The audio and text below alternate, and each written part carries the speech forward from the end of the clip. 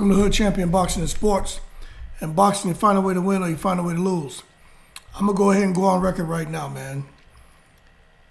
The Puerto Rican Day Parade is not going to be a good experience for Edgar Berlanga. I like Edgar Berlanga. I'm always rooting this guy on. But I just got to be real with you guys. You know, they're putting him in there with Alexis Angulo. And that is just a recipe for disaster. I'm telling you now, Alexis Angulo, he ain't no joke, man. I don't know why in the world they're putting him in there with this Colombian, man. Alexis Angulo, he can fight.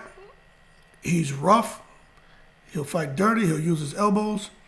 But he doesn't come to lay down. They're putting Edgar Berlanga in there. I really hope with Edgar Berlanga, especially looking how he performed in his last fight, that they worked on his jab. Because he's going in there with very, very stiff competition. And this guy, Alexis Angulo, has Pedro Diaz in his corner. A lot of you should know who that is. Probably better known for working with Miguel Cotto, and then as of late, really well known for working with Ivan Baranchyk. But he's actually going to be training Alexis Angulo, and let me tell you, this right here is just not the fight I would have expected them to put Berlanga in. But again, Berlanga is a star. He's on his way. As far as him being the next Cotto or the next Felix Trinidad, he hasn't proven himself yet. And when he gets in there with a guy who, 29 fights, 23 of those by KO. He has 2 losses. One of those losses was by a knockout. But 29 fights, 23 KOs. Okay, you guys hear those numbers? I mean, it doesn't matter who the opponent was. I mean, there's got to be something to those hands of his.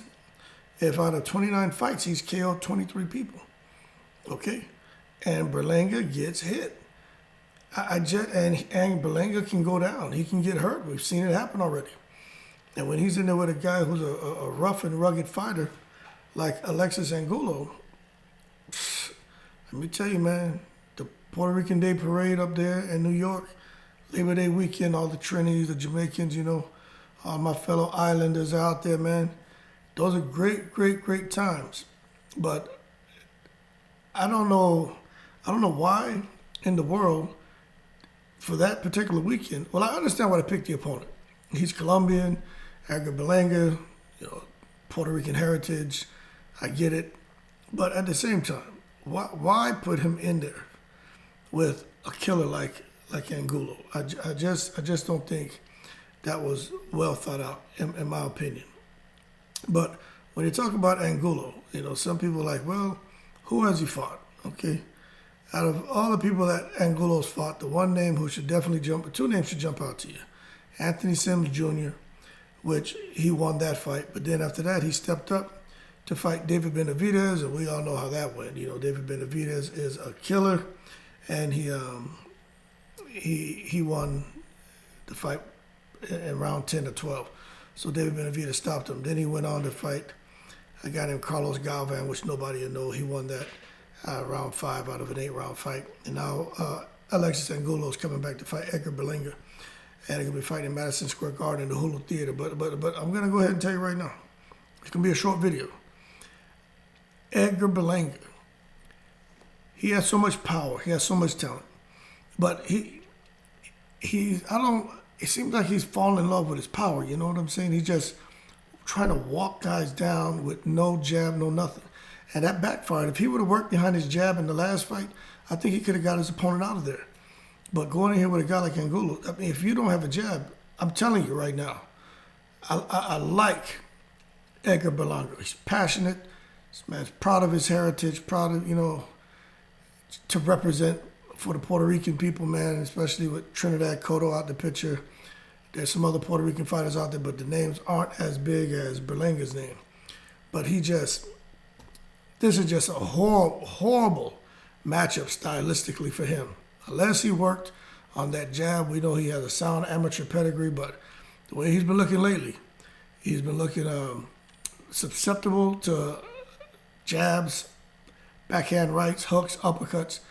Any shot that an opponent wants to throw, Berlanga is susceptible because he's taking the shots and just trying to walk a person down.